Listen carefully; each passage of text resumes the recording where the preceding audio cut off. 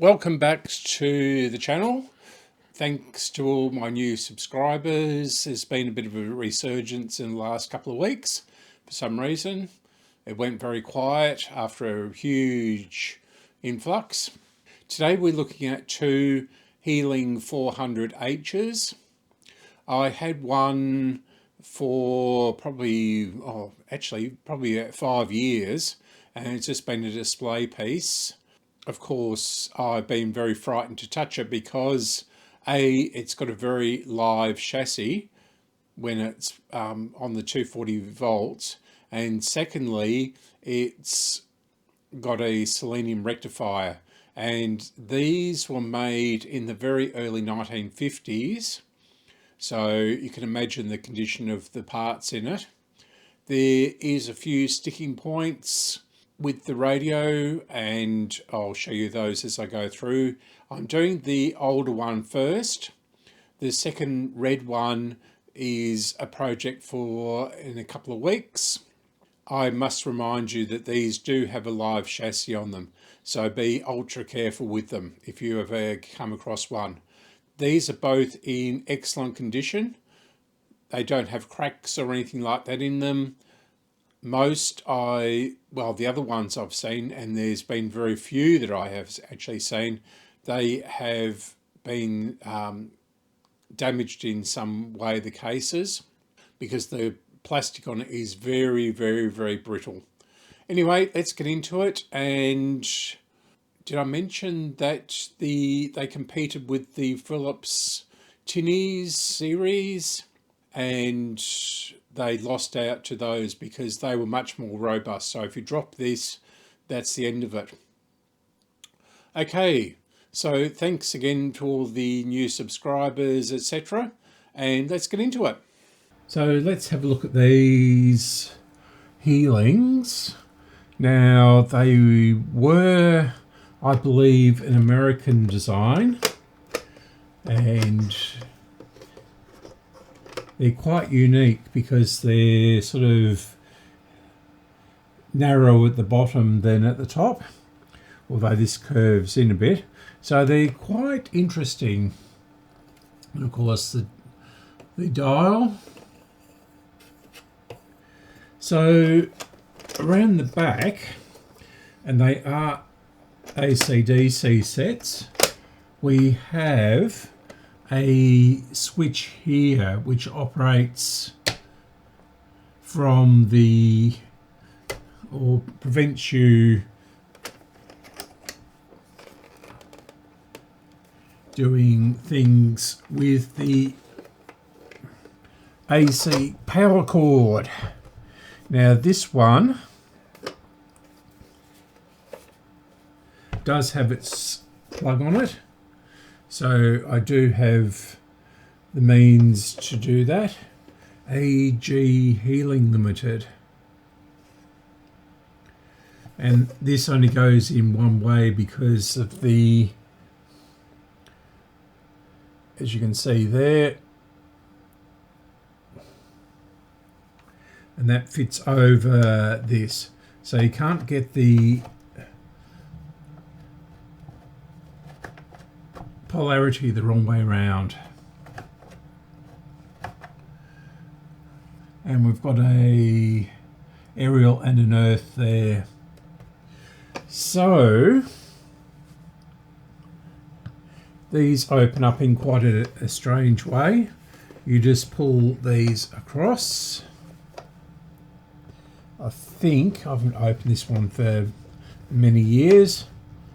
Something to do with this part here. I think this comes, oh yeah, it just lifts up like that, and then that will come out, or it should do.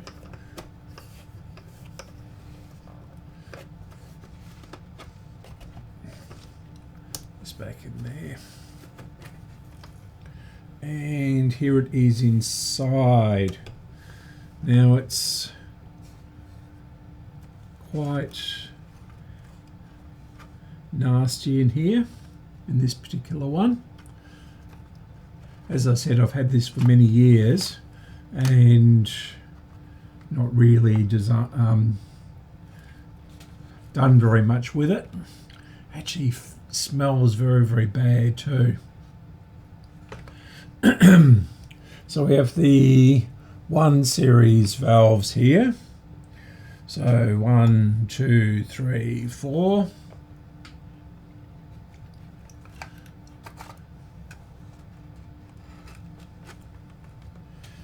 And we'll put this one aside for a second. Very carefully, because the cases are extremely fragile. See if this opens. Yep. And this one. Yeah. Pretty much the same inside. In fact, they're identical inside. So this is very, very nasty. It's a live chassis, I believe.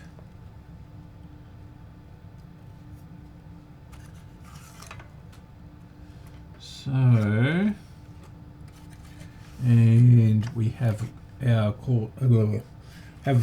of course our battery details down there.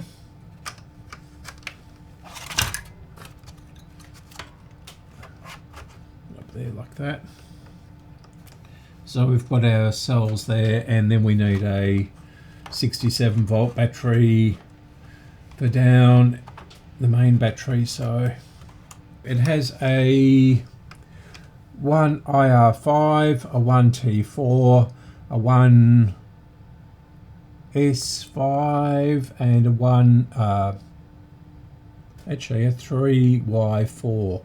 Down here we've got a warning saying that on no account should the mains power plug be inserted until the case is completely closed, as the chassis is alive during mains operation. All valves must be in their correct sockets before switching on. Yeah, it's a series string set, and it has a whacking great selenium rectifier there. So this thing there is a selenium rectifier. I've never actually tried to turn the other one on. I guess there's no time like the present to try these, so we would have to put it down there and then plug it in there. It's a bit difficult to know which is the correct way around for that plug. Just wondering what this switch, oh I see, that's the mains switch there.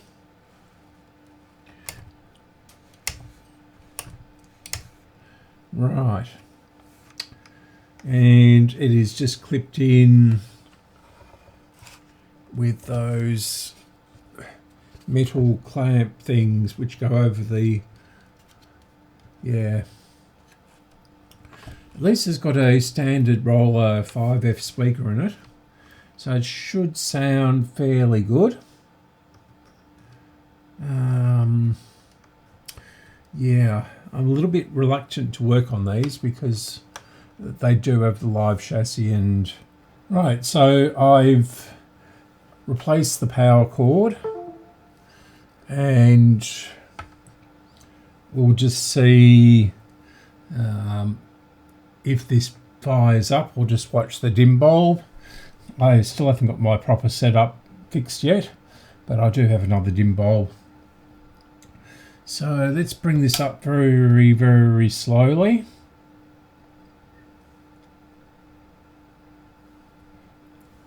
So that's 40 volts. We've got nothing on the dim bulb yet. 60 volts. Nothing on the dim bulb. 80. Nothing on the dim bulb.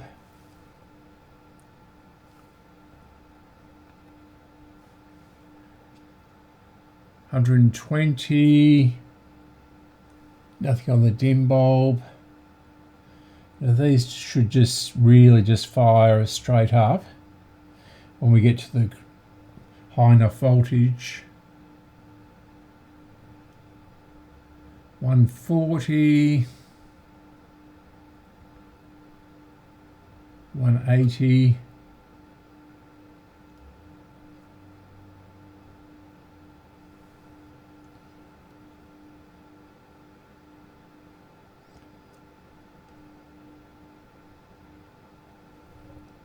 200. Nothing on the dim bulb yet.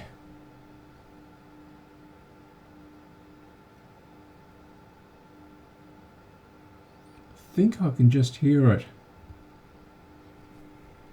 Yep, 200.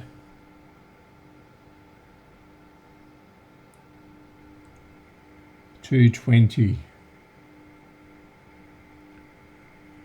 Now I can hear it. Being super careful with this. Try tuning it.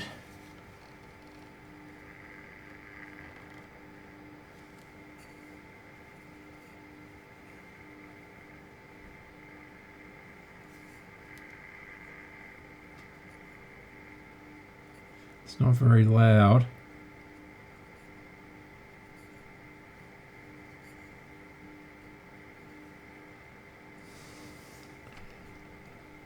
Give it a little bit more voltage.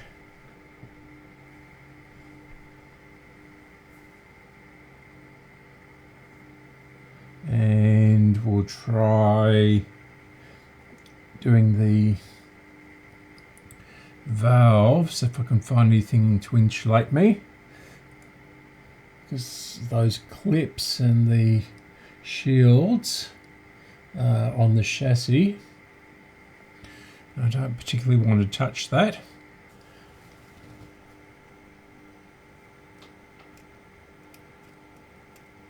That one.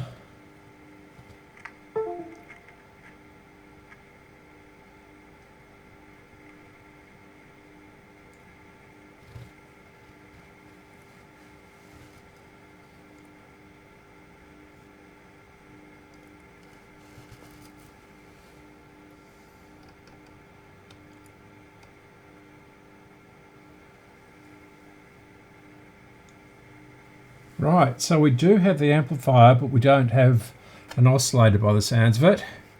My finger jammed in there.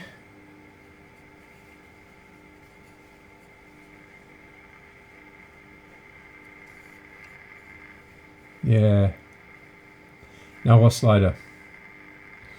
Okay, I do have another set of valves, brand new ones.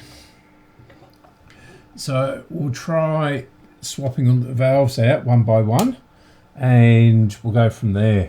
So I've replaced the 1R5, which is here.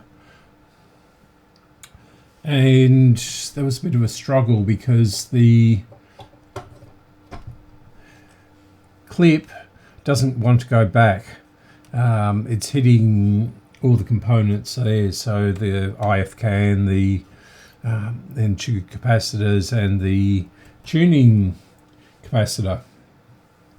So let's see if we get anything this time. I've just plugged it in and we'll bring it up slowly again. So we're at 120, no shorts.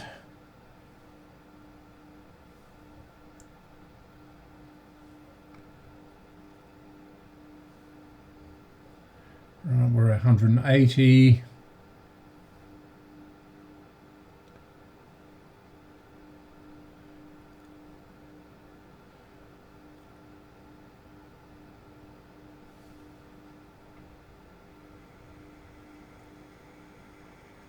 Okay.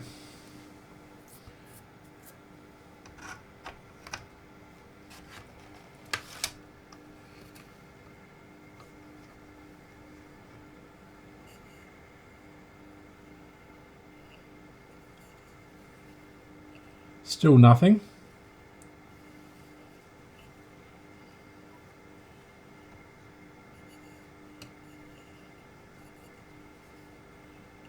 So we'll replace the next one along the line, which is a 1T4, I think. And I'll be back. Now I've only got one set of brand new valves for these at the moment, so if this does work, we'll try the other radio with these valves. Right, that was much easier because there was space behind it. But we'll see how we go with this one. So that's 200.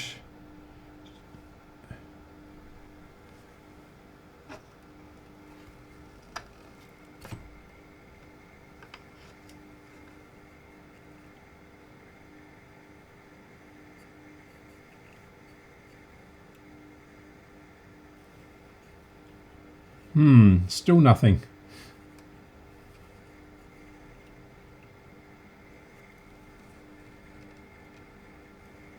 It should be much louder than that. Right, let's keep on going.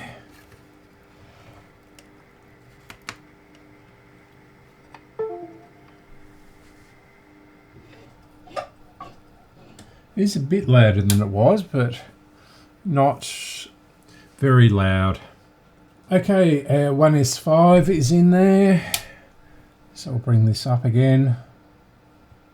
Again, this is marked as new on the box. So, which doesn't mean it's brand new, it just means it performs tests as new.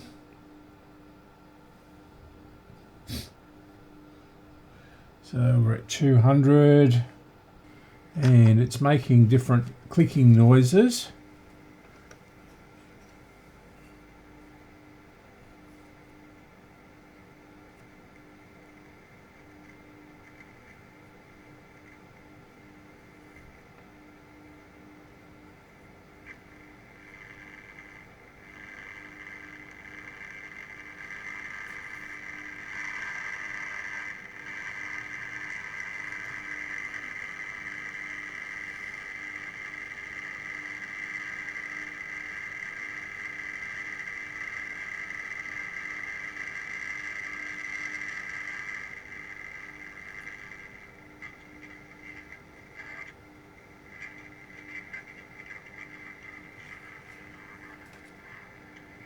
Right, so we are getting a station now,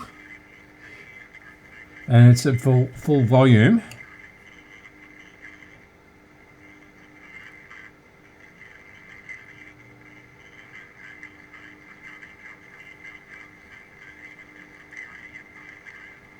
And the tuning dial is way off.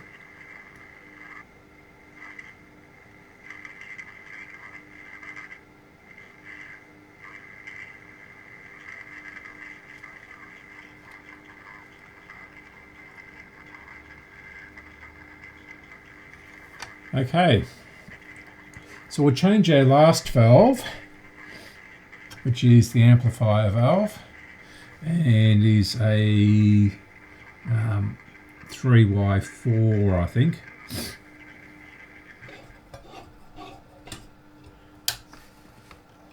So, sounds like some of the capacitors need changing. We'll just unplug this. So we're near the power switch. And yeah. So I'll pull this one out.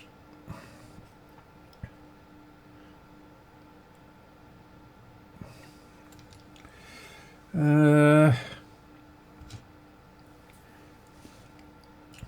had a valve Akai and it had much better clips on than this. It's better. Because these don't really hold the valve for a start. It allows it to move around and rattle. And the 3V4, if I've got one, I don't know that I have a 3V4. This one is new old stock. It looks like it hasn't been used. So I'll bring this down into here. These are very fiddly to put in. Right.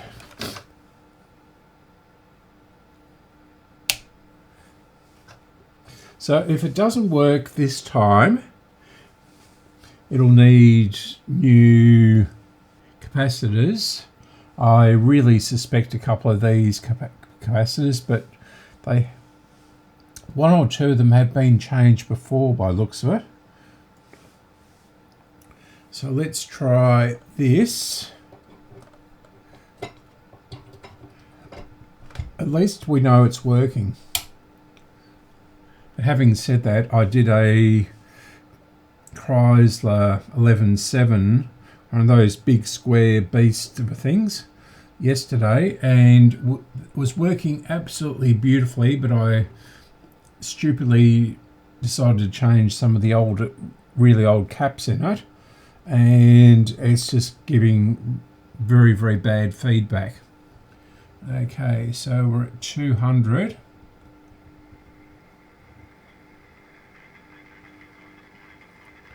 220.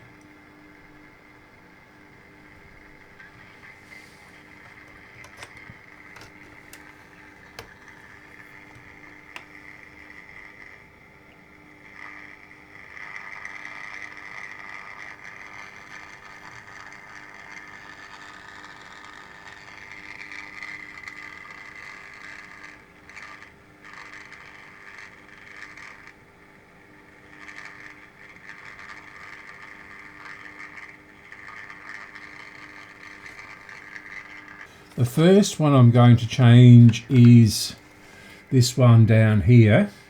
I've got my fingers well away from the radio, about 15 centimeters away, and down near the speaker here. But as you can hear, it's not very healthy. So we'll change that and we'll be back. I've changed this one down here, which is substantially smaller and much higher rated.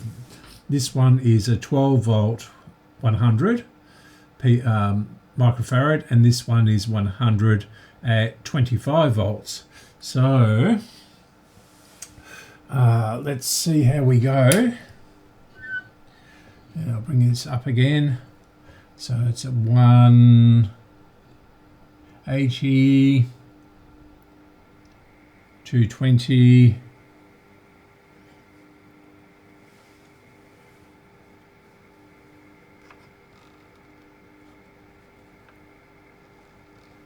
doesn't seem to have changed very much.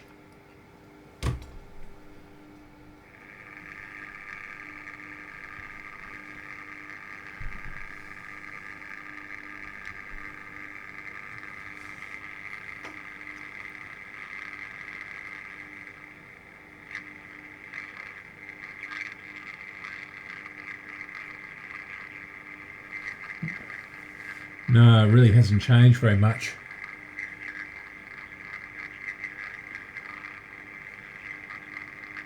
That is full volume.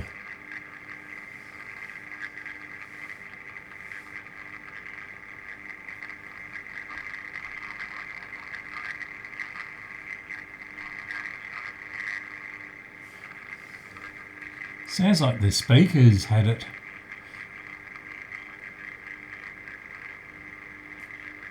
Which wouldn't surprise me. These came out in about 1952, I believe. 52, 53. Okay, so what I'll have to do now is we'll take the chassis out and try not to destroy the plastic. So we've got a screw there and another screw there, and the whole thing should just lift out. Okay, I'll be back in a flash. It was a bit of a struggle to get the volume control knob off, but the main dial knob, you just twist it and then pull it and it comes off quite easily. So let's have a look underneath here. Now a capacitor has been changed there. Looks like quite a while ago. Now this set is pretty filthy inside, with spiders and all that sort of thing. I can already see a couple of paper caps. Now we'll just see if we can turn this over without destroying any of the wiring. Okay, yep, this looks pretty crappy under here. Looks pretty original. Yeah, nothing's been touched on this underneath. Yeah. Now the instructions suggest the main can has 3 capacitors in it, but it's not labelled as such.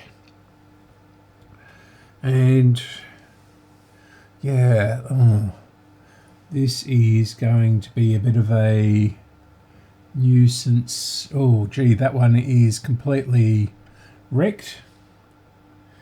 That is really bad. I'll see if I can get you in closer to that one. Looks like, yeah. So I'll get you nice and close on that one. Right.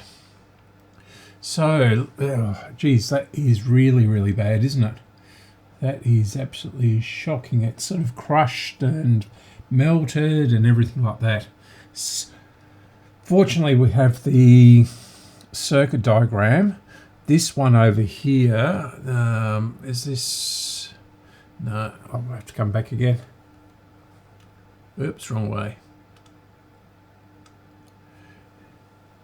This one over here, in fact, I'll change cameras.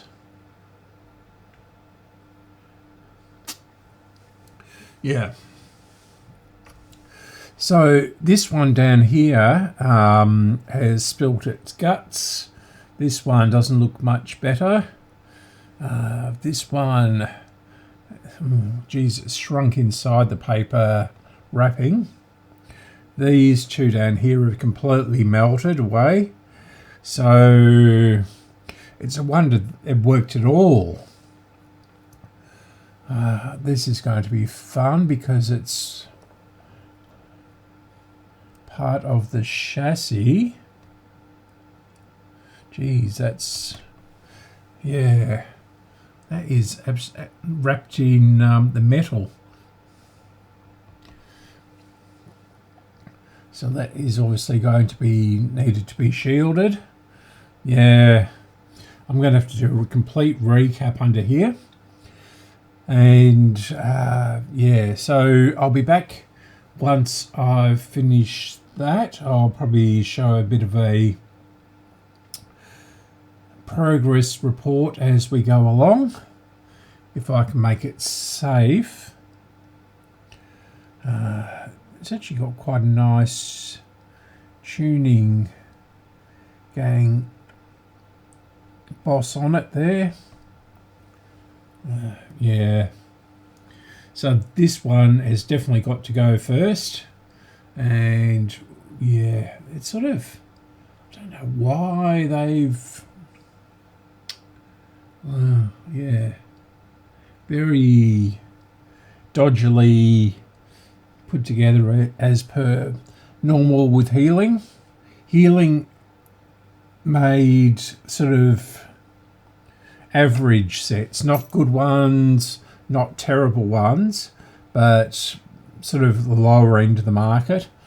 And I think some of their technicians sort of decided to cram everything in as close as possible. The people who actually built the sets, the women, and it was women who built these, yeah, they just didn't do a very good job on them. Okay, so we'll be back after this.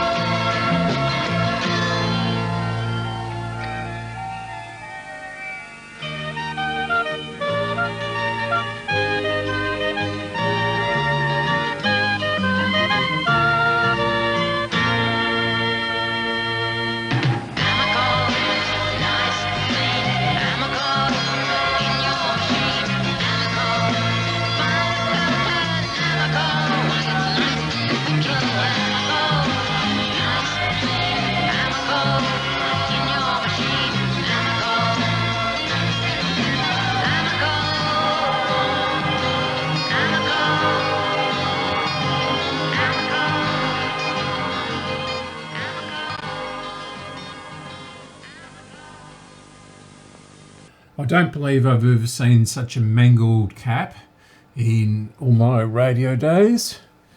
It's really not very good, is it? It's sort of squashed, and it's, yeah, this wire has sort of pulled out the center of it. This end is just sort of melted right over.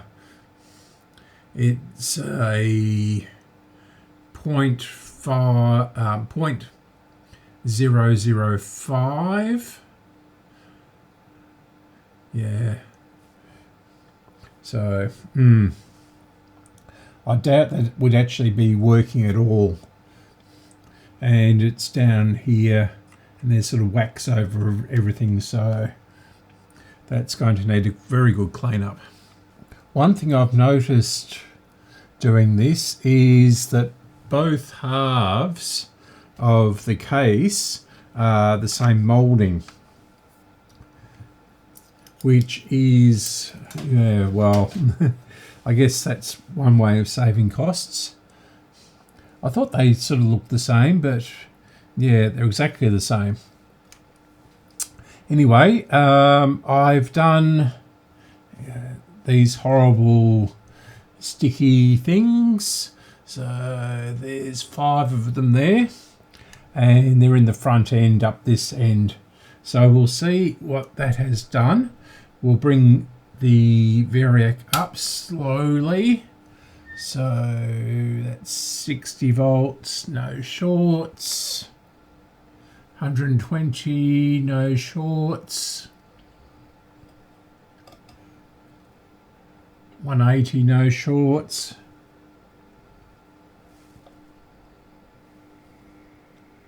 And yeah, we can hear something.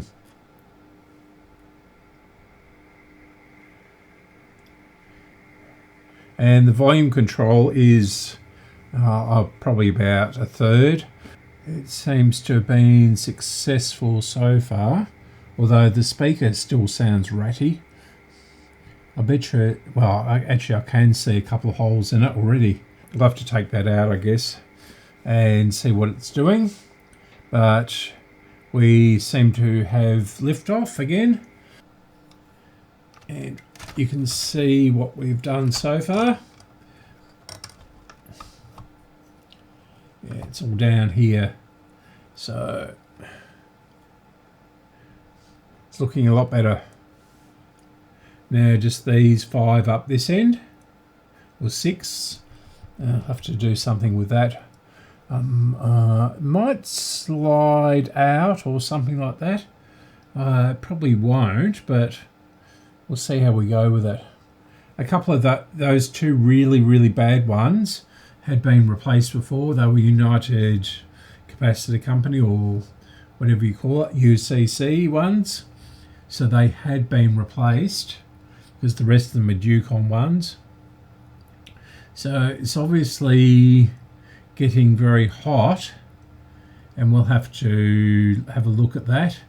The resistors so far, up from there up, have been well within spec, and sounds like my next door neighbour is going out on his motorbike. Beautiful day outside. I don't know why I'm in here doing this, but now it is working much better, but I don't know whether you can hear that or not. It is the speaker. Now I've finally got the speaker out, because I don't know whether you can see, but these have got little clips, sort of like they bend over, like so. Yeah, the speaker doesn't look very good. It's pretty much, that is pretty much stuck in there.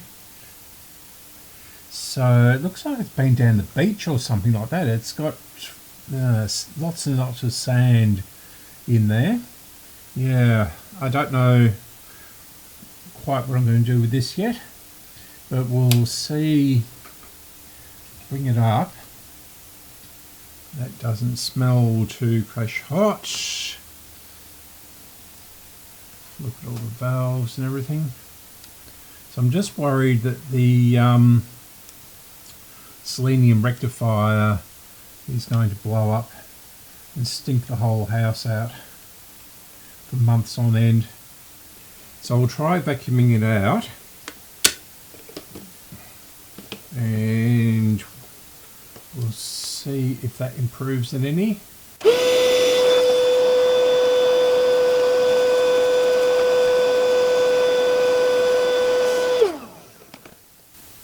Is this actually on? Yes, it's on. Nothing seems to be shorted out. That.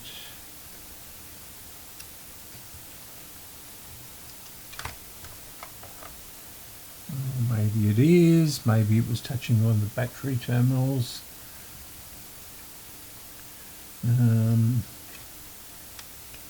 Yeah, okay. What has changed by pulling the speaker out? Has the speaker completely died?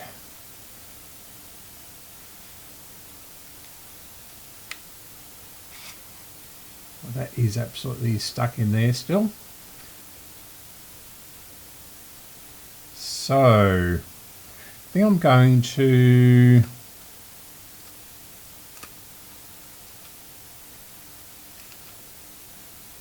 crunchy.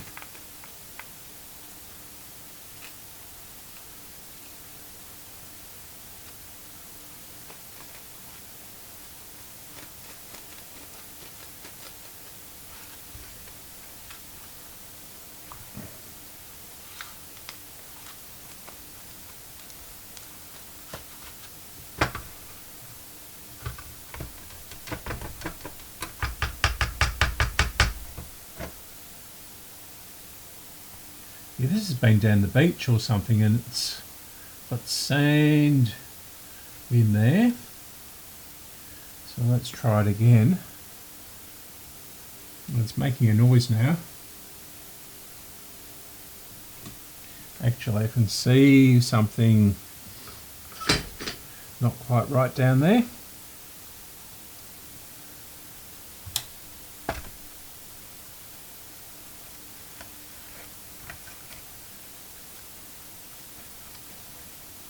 Is that supposed to be connected to that?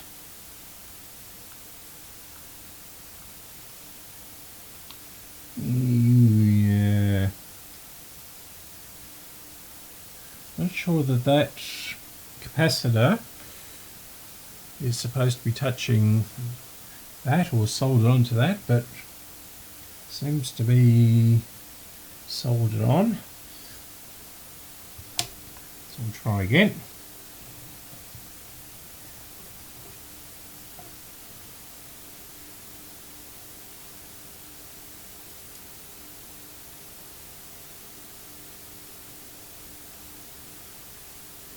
Yes, it's trying to work.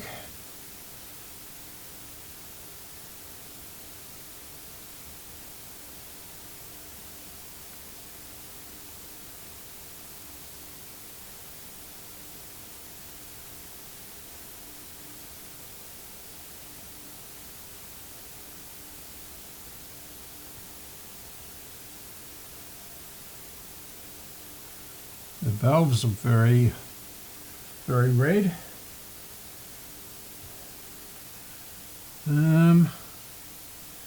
I might see if we can bypass this speaker for one which is known to work.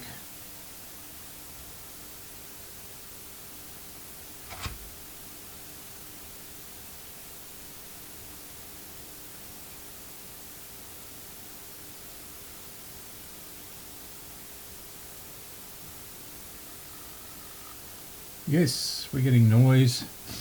Okay, so I'll disconnect the other one, the old one, and we'll connect in the new one. in inverted commas. Just wait for the soldering iron to warm up.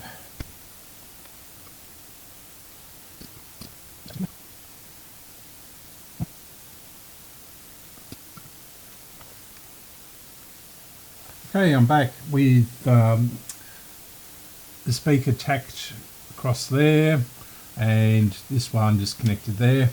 We'll see if this improves at any.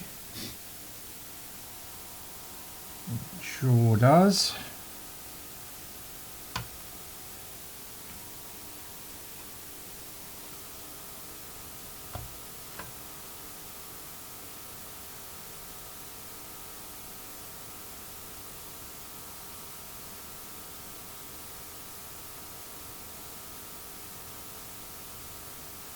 It's still not working properly again. This cap hasn't been replaced, and I'm not sure how to get it out. It's well and truly soldered in to the chassis there and to the earth wire of this. So I don't know how to get that out. Okay, let's try it again. I've just shifted the valves around. And nothing. We're getting stations before.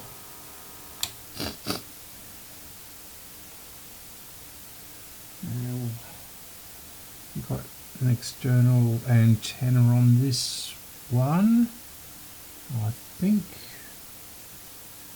No, we don't. Or do we? Sounds like something shorted out, doesn't it? Okay, I'm going to leave this. We know it is working partially. I'm going to have to do some major surgery on this. So I suspect that something is going astray down here. I can bring you in a bit closer.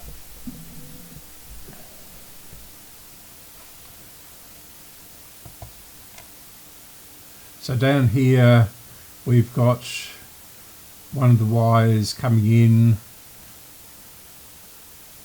the brown wire coming in from the output valve, and it's going across a capacitor there, and then the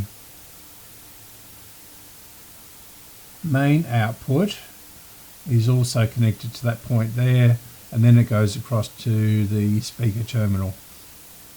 So yeah, and there's lots and lots of dead insects and beach stuff, and yeah, this is pretty grotty, this radio, so I'll need to go and blow it out at least very carefully. But for now I'm going to leave it. We do have the other red one, and I'll do that next because I'm almost up to date with going through all those 70 radios, so normal transmission can resume. I can't remember if I tested all the resistors in here. The selenium rectifier may sort of be a bit dodgy. Yeah, there's quite a number of things. We've got a main cap there, and it looks like it's got a lot of gunk come out of it. And of course we've got this little cap here, which may, yeah, okay. So I'm going to have to do some major surgery on this. So that looks like the positive. Well, I'm going to have to look at the circuit diagram. I know that's just a wire.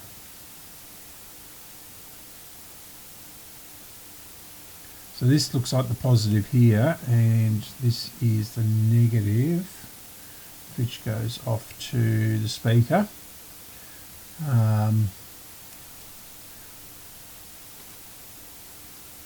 Yeah, okay. So I'm going to wrap this one up here, and we'll continue this next week in part 2. This might be 3 or 4 parts, this one, and the other one, of course, to get them both working again. But it is partially working. We can hear sound. It was picking up a station earlier. And yeah, so we'll continue on next week in part 2. Thanks for watching. Thanks for subscribing and everything like that. And thanks for everything.